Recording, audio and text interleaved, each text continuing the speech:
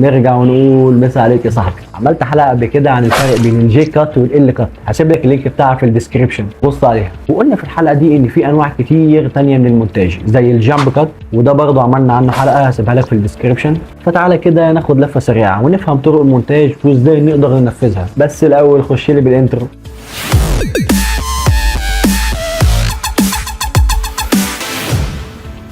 هنتكلم النهارده عن طريقتين من المونتاج، وهما الماتش كات والاكشن كات. وخلينا نبدا بالماتش كات. اولا كده الماتش كات بيكون عباره عن انك بتصور اول مشهد في مكان، والتاني مشهد بيكون في مكان تاني خالص، بس بيكون بنفس زوايا التصوير. بتيجي على التايم لاين عندك وبتخلي الملامح راكبه على بعض، او المشهدين بيكونوا راكبين على بعض بالنسبه والتناسب، زي كده مثلا.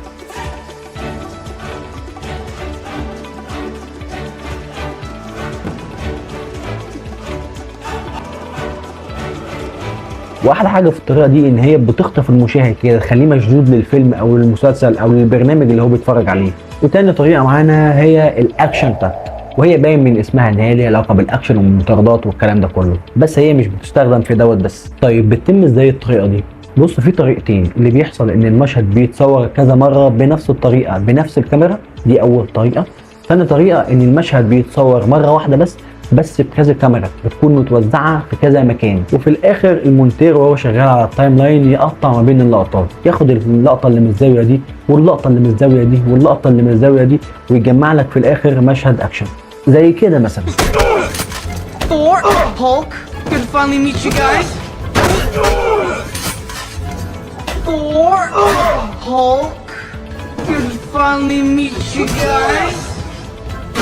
دول نوعين من المونتاج في السريع كده حابين نتكلم عليهم ونكمل سلسله انواع المونتاج. احنا لحد دلوقتي اتكلمنا عن الجامب كات والماتش كات والاكشن كات والجي كات والال كات، وفي انواع تانية كتير من المونتاج.